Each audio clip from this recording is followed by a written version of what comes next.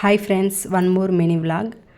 మా ఇండ్లు రోడ్డుకి కొద్దిగా దూరంగా ఉంటుందండి. మా ఇంటి దగ్గర చాలా తక్కువ ఇండ్లు ఉంటాయి, అలాగే షాప్స్ కూడా చాలా చాలా తక్కువగా ఉంటాయండి.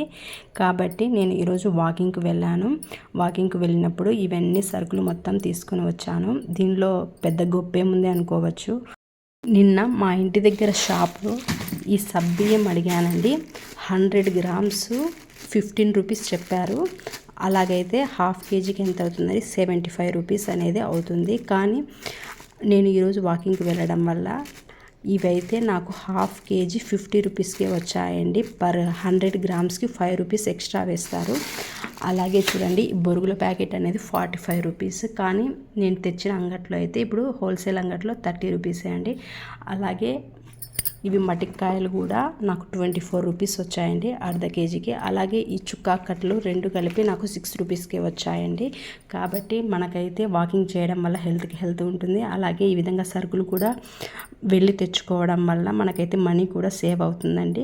మీకైతే నా వీడియో నచ్చినట్లయితే నా ఛానల్కి సబ్స్క్రైబ్ చేయండి, లైక్ చేయండి, షేర్ చేయండి.